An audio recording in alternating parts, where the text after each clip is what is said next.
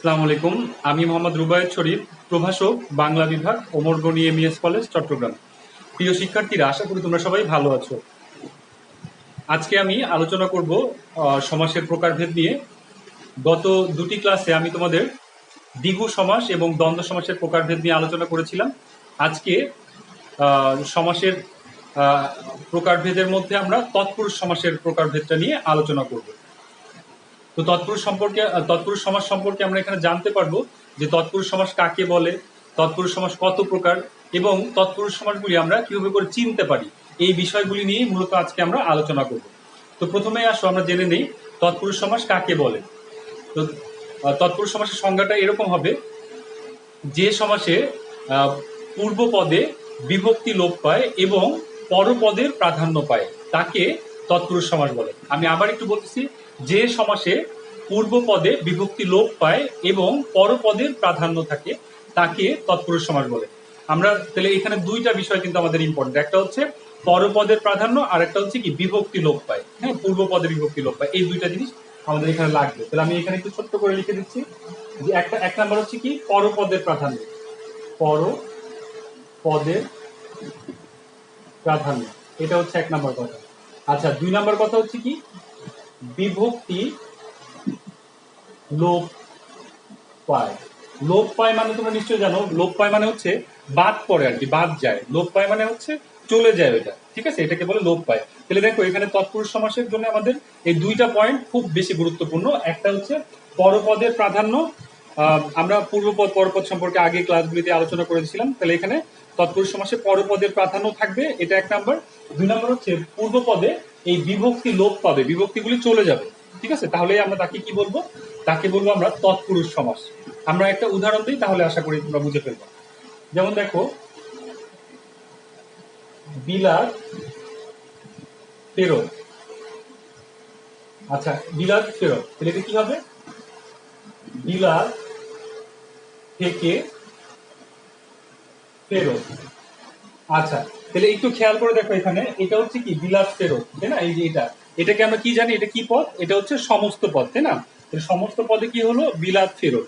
আচ্ছা, আর ব্যাস বাক্যের মধ্যে দেখো কি আসছে, বিলাত থেকে ফেরত। এই যে দেখো, এই থেকে শব্দটা যে এখানে আসছে, এটা কি সমস্ত পদে আছে? সমস্ত পদে কিন্তু নাই। তাহলে এখানে দেখো যে এই থেকে থেকে যে বিভক্তিটা, এই বিভক্তিটা কিন্তু সমস্ত পদে যে লোপ পেয়ে গেল। এই জন্য এটাকে আমরা কি বলবো, এটাকে আমরা বলবো তৎপুরুষ সমাস, ঠিক আছে। তাহলে এই বিভক্তিগুলি, তৎপুরুষ সমাসটা আমাদের তাহলে মনে রাখতে হবে, বিভক্তিগুলি কি করবে, লোপ পাবে, তাহলে সেটাকে আমরা কি বলবো, তৎপুরুষ সমাস বলবো, ঠিক আছে। আচ্ছা, আমরা আরেকটা উদাহরণ দিই তাহলে। দেখো,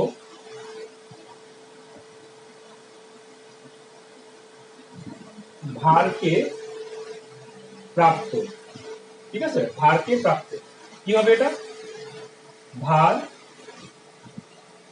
প্রাপ্ত, ঠিক আছে, ভারকে প্রাপ্ত, ভার প্রাপ্ত। তাহলে একটু খেয়াল করে দেখো, এই যে ভার প্রাপ্ত, এটা হচ্ছে কি, এটা হচ্ছে একটা সমস্ত পদ, তাই না, ভারপ্রাপ্ত। আর এই ব্যাস বাক্যের মধ্যে দেখো, এই যে ভার কে কে, এখানে দেখো একটা কে আছে, তাই না, কে। তাহলে এখানে এই যে কেটা এখানে কি আছে, এই সমস্ত পদের মধ্যে নাই। তাহলে এই কে বিভক্তিটা লোপ পেয়েছে, এই জন্য এটাকে আমরা কি বলবো, এটাকে আমরা বলবো তৎপুরুষ সমাস। এবং এখানে কি থাকবে, এখানে পরপদের প্রাধান্য থাকবে, ঠিক আছে।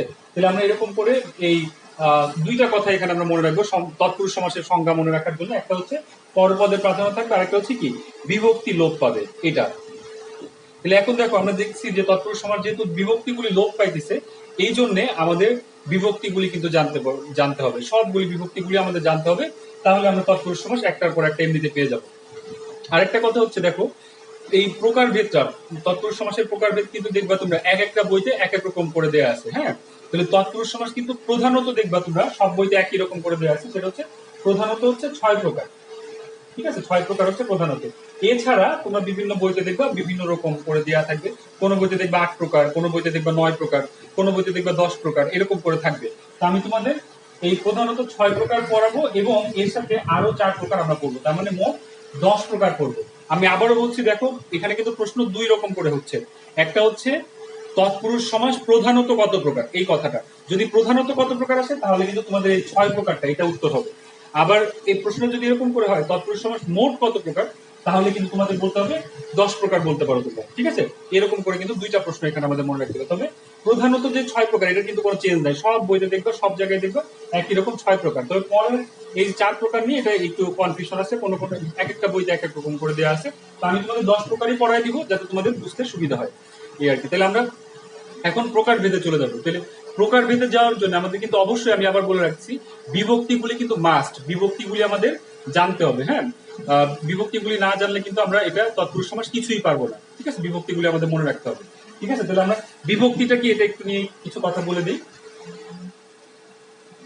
দেখো এখানে আমি একটা একটা 2টা শব্দ লিখি, বই, ঘর। এটা একটা 2টা আমি পদ লিখলাম এখানে, হ্যাঁ, 2টা পদ, বই, ঘর।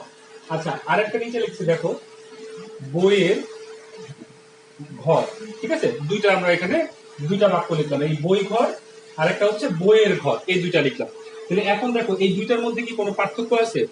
বই ঘর আর একটা হচ্ছে বইয়ের ঘর। তাহলে দেখো নিচের যে বাক্যটা আমরা লিখছি এখানে, এখানে কিন্তু বইয়ের সাথে এখানে এর এর একটা এখানে শব্দ কিন্তু আসছে। এটা কি বলে? মূলত হচ্ছে কি বিভক্তি। বিভক্তির কাজ কি? বিভক্তির কাজ হচ্ছে এই একটা পদের সাথে আরেকটা পদের সম্পর্ক করে, একটা পদের সাথে আরেকটা পদের জোড়া লাগে, হ্যাঁ, মিল করে। যেমন ইংরেজিতে তোমরা পড়ো এরকম করে যে ওই প্রিপোজিশন পড়ো, তাই না? এরকম করে তোমরা পড়ো যে টু পড়ো, তারপরে ফর, হ্যাঁ, তারপরে ইন, ঠিক আছে? এই যে যে শব্দগুলি, এগুলা ইংরেজিতে আমরা কি বলি? প্রিপোজিশন বলি। ঠিক বাংলা এগুলাকে বলে হচ্ছে কি বিভক্তি। এই বিভক্তিগুলি অবশ্যই এখানে তৎপুরুষ সমাসে কিন্তু লাগবে, বিভক্তি ছাড়া তোমরা একটা তৎপুরুষ সমাসের প্রকারভেদ পারবে না। এই জন্য বিভক্তিগুলি আমরা খুব গুরুত্ব দিয়ে এখানে আলোচনা করব, ঠিক আছে? আচ্ছা, তাহলে আমি একটু বিভক্তিগুলি লিখে ফেলে তারপরে আমরা এই বিভক্তিগুলি সাথে তৎপুরুষ সমাসের কিভাবে করে মিল সেটা আমি তোমাদের দেখাই দিব। আচ্ছা, তাহলে বিভক্তি তোমরা জানো, বিভক্তি হচ্ছে প্রথমা, হ্যাঁ, প্রথমা তোমরা জানো শূন্য বিভক্তি। এরপর হচ্ছে কি?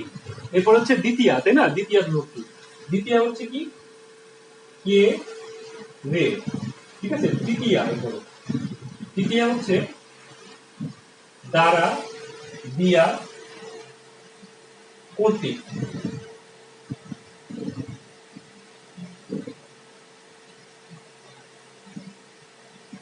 দ্বারা, দিয়া, কর্তৃক, হ্যাঁ। চতুর্থী, দেখা যাচ্ছে আশা করি, হ্যাঁ। চতুর্থী, চতুর্থী হচ্ছে কে, রে। আচ্ছা, পঞ্চমী, পঞ্চমী হচ্ছে হতে, থেকে, কে। আচ্ছা, এরপর হচ্ছে ষষ্ঠী,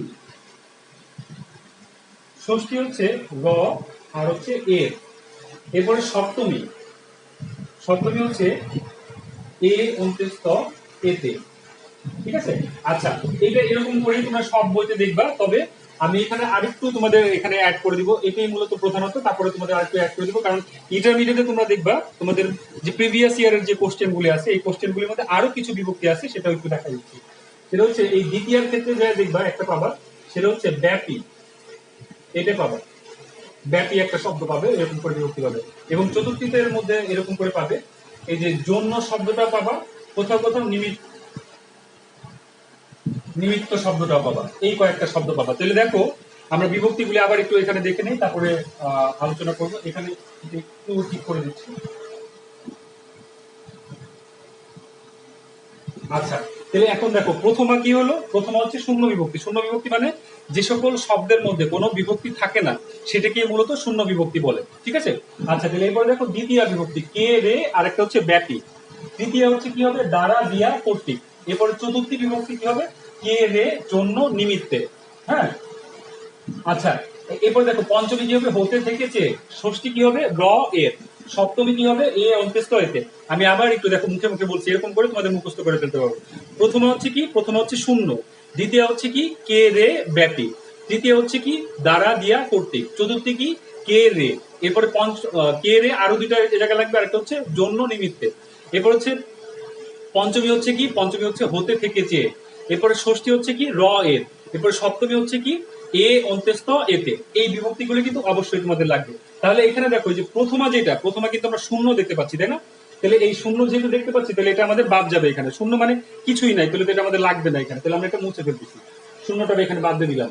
তাহলে এখানে একটু দেখো তোমরা, এই দ্বিতীয়া থেকে এই যে যে সপ্তমী পর্যন্ত, এই 1 2 3 4 5 6, তাহলে এখানে মোট কয়টা হয়েছে? মোট 6টা হয়েছে না? 6টা বিভক্তি আসছে না? এই জন্যে এই 6টা বিভক্তি এখানে আমরা পাবো। এই জন্যে এই তৎপুরুষ সমাসকে প্রধানত 6 প্রকারে ভাগ করে। ঠিক আছে, আমি আবার বলছি, এই যে দেখছো তোমরা এখানে 6টা বিভক্তি এখানে আসছে, এই জন্যে তৎপুরুষ সমাসকে কত প্রকার, প্রধানত কত প্রকারে ভাগ করে? 6 প্রকারে ভাগ করে। এই চারটা, এই ছকটা যদি তোমরা মুখস্থ করতে পারো, মুখস্থ যদি তোমাদের থাকে, তাহলে তোমাদের আর তৎপুরুষ সমাসে কোনো সমস্যা হবে না, সবগুলি তোমরা পারবে, সবগুলি প্রকার ভেদে তোমরা পাবে। তাহলে দেখো এখানে যেহেতু দ্বিতীয়, আমরা এখানে দেখতেছি দ্বিতীয় বিভক্তি, তৃতীয় বিভক্তি, তাহলে এখানে আমরা তৎপুরুষ সমাসটা কিভাবে করে আমরা ভাগ করব? দেখো, দ্বিতীয় তৎপুরুষ সমাস, তৃতীয় তৎপুরুষ সমাস, চতুর্থী তৎপুরুষ সমাস, পঞ্চমী তৎপুরুষ সমাস, ষষ্ঠী তৎপুরুষ সমাস, সপ্তমী তৎপুরুষ সমাস। মানে দ্বিতীয় বিভক্তি লোপ পেয়ে যে সমাস হয় তাকে দ্বিতীয় তৎপুরুষ বলে, তৃতীয় বিভক্তি লোপ পেয়ে যে সমাস হয় তাকে তৃতীয় তৎপুরুষ সমাস বলে, চতুর্থী বিভক্তি লোপ পেয়ে যে সমাস হয় তাকে চতুর্থী তৎপুরুষ সমাস বলে। এরকম করে এই বিভক্তিগুলি লোপ পাইলেই সেই তৎপুরুষ সমাস হবে। তাহলে আশা করি তোমরা বুঝতে পারছো। তাহলে দ্বিতীয় তৎপুরুষ, তৃতীয় তৎপুরুষ, চতুর্থী তৎপুরুষ, পঞ্চমী তৎপুরুষ, ষষ্ঠী তৎপুরুষ, সপ্তমী তৎপুরুষ, এই হচ্ছে মোট প্রধানত 6 প্রকার তৎপুরুষ সমাস। আমরা এখন পাশে উদাহরণ দিয়ে যাব, উদাহরণ দিয়ে গেলে তোমরা আশা করি বুঝে ফেলবা। তাহলে দেখো, প্রথমে আলোচনা করি দ্বিতীয় তৎপুরুষ নিয়ে। এখানে আছে কি কে রে, আরেকটা হচ্ছে কি ব্যাপী। তাহলে আমরা এখানে একটা উদাহরণ দিই, তাহলে দেখো বুঝতে পারবে। দেখো, পুত্রকে লাভ, কি হবে এটা? পুত্র লাভ। ঠিক আছে, আচ্ছা, তাহলে এটা একটু খেয়াল করো, পুত্রকে লাভ, পুত্র লাভ। হ্যাঁ, এখানে কি, এখানে দেখো পুত্র লাভ সমস্ত পদের মধ্যে কি কে আছে? কে কিন্তু নাই। কে শুরু কোথায় ছিল? ব্যাস বাক্যের মধ্যে। তাহলে দেখো কেটা এখানে কোথায় আছে? এখানে আমরা দেখতে পাচ্ছি কি দ্বিতীয়ার মধ্যে আছে। তাহলে দেখো এই কে বিভক্তিটা লোপ পাইছে, এই জন্য এটাকে আমরা কি বলবো?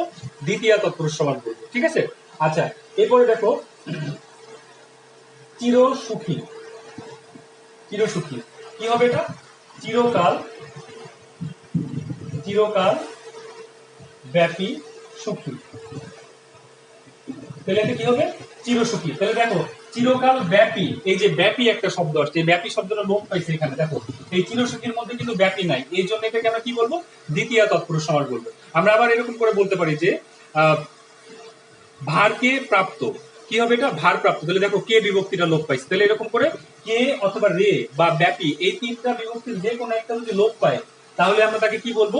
তাকে আমরা বলবো দ্বিতীয় তৎপুরুষ সমাস। ঠিক আছে, আচ্ছা, এরপরে দেখো তৃতীয় তৎপুরুষ সমাস, দ্বারা দিয়া প্রতীক। তাহলে এটা দিয়ে আমরা একটা উদাহরণ দিই। দেখো, স্বর্ণ মণ্ডিত, কি হবে এটা? স্বর্ণ দ্বারা মণ্ডিত।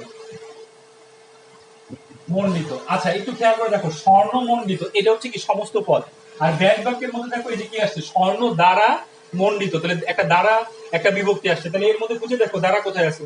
এই দেখো, দ্বারা হচ্ছে কি তৃতীয় তৎপুরুষের তৃতীয় বিভক্তির মধ্যে এখানে আছে। তাহলে তৃতীয় বিভক্তি লোপ পাইছে এই ব্যাস বাক্যের মধ্যে, এই জন্য এটাকে আমরা কি বলবো?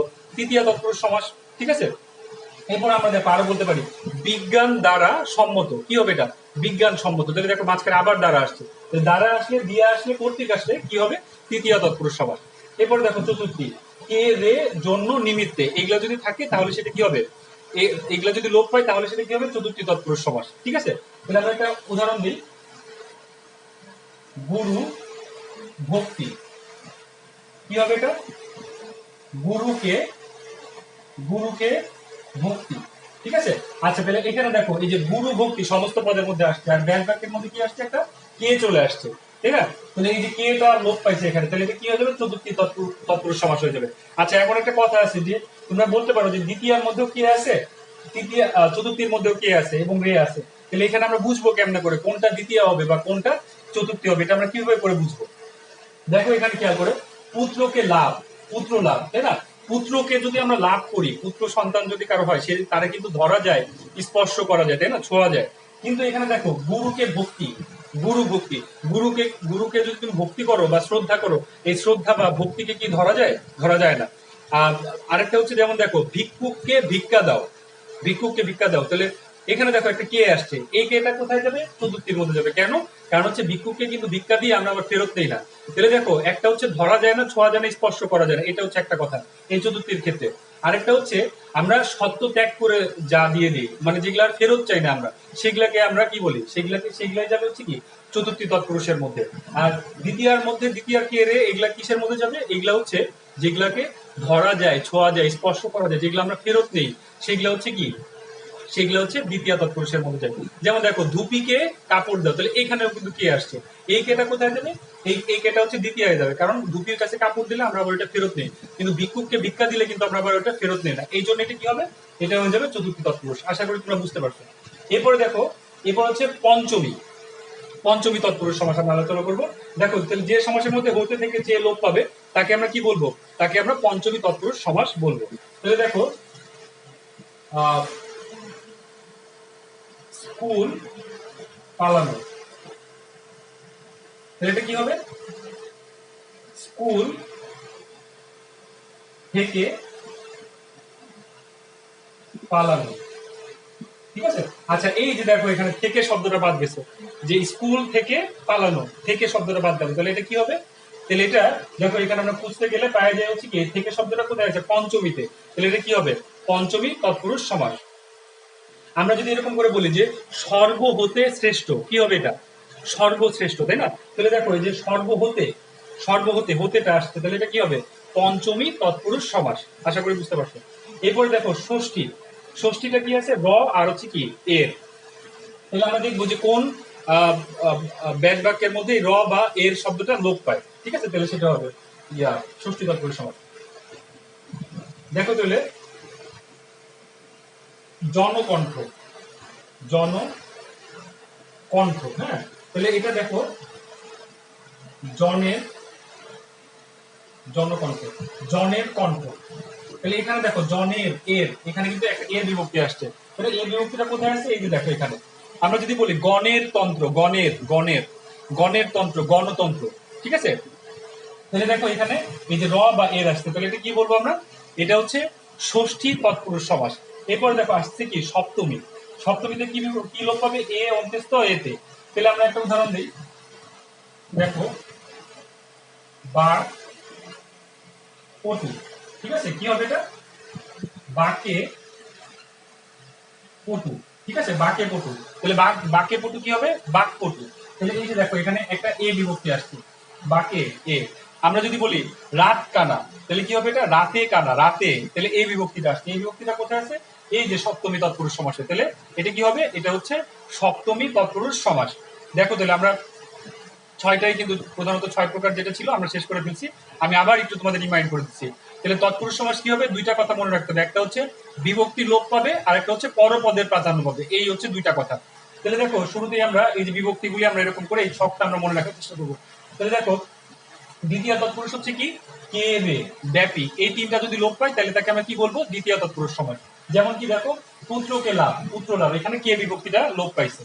এরপর দেখো তৃতীয় তৎপুরুষ, তৃতীয় তৎপুরুষ কি, দ্বারা দিয়া করতে, তাহলে এখানে দেখো স্বর্ণ দ্বারা মণ্ডিত, স্বর্ণ মণ্ডিত, তাহলে স্বর্ণ দ্বারা, দ্বারাটা লোপ পাইছে, তাহলে তৃতীয় তৎপুরুষ। এরপর দেখো চতুর্থী, কে রে জন্য নিমিত্তে, হ্যাঁ, তাহলে দেখো এখানে যে কোনো একটা লোপ পাইলে চতুর্থী তৎপুরুষ হবে। তাহলে দেখো গুরুকে ভক্তি, কি হবে এটা, গুরু ভক্তি, তাহলে এখানে কে বিভক্তিটা লোপ পাইছে, এই জন্য চতুর্থী তৎপুরুষ। এরপর দেখো পঞ্চমী, হতে থেকে চেয়ে, বিলাত, বিলাত থেকে ফেরত, কি হবে এটা, বিলাত ফেরত, তাহলে থেকে শব্দটা আসছে, পঞ্চমী তৎপুরুষে চলে যাবে। আচ্ছা ষষ্ঠী, র এর, র এর বিভক্তিটা লোপ পেলে কি হবে, ষষ্ঠী তৎপুরুষ সমাস হবে। তাহলে দেখো জনের কণ্ঠ, জনকণ্ঠ, তাহলে এর, তারপরে হচ্ছে কি গণের তন্ত্র, গণতন্ত্র, ঠিক আছে, এর বিভক্তিটা লোপ পাওয়া যাচ্ছে। এরপরে দেখো সপ্তমী, এ অন্ত্যস্ত এতে, তাহলে এই যে এটা হচ্ছে কি রাতে কানা বা রাত কানা, ঠিক আছে, রাতে কানা কি হয়ে যাবে, রাত কানা, তাহলে এখানে এই বিভক্তিটা লোপ পাইছে। এরকম করে যদি আমাদের বিভক্তিগুলি লোপ পায় তাহলে সেটা কি হবে, চতুর্থী তৎপুরুষ সমাস। যে বিভক্তিটা লোপ পাবে সেই তৎপুরুষ সমাস হয়ে যাবে। এখানে খুবই সোজা, তোমাদের মূলত এই ছকটা মনে রাখতে হবে, এই বিভক্তিগুলি মনে রাখলেই তোমরা এই তৎপুরুষ সমাসের প্রধান এই প্রকারভেদগুলি তোমরা সবাই পারবে। তৎপুরুষ সমাসের আরো কিছু প্রকারভেদ আছে, আমি চেষ্টা করবো আগামী ক্লাসে তোমাদের আর বাকি যে কয়েকটা আছে প্রকারভেদ আছে সেগুলো নিয়ে আলোচনা করব। তোমরা সেই পর্যন্ত সবাই ভালো থাকো, সুস্থ থাকো এবং আমার জন্য দোয়া করবো। আসসালামু আলাইকুম।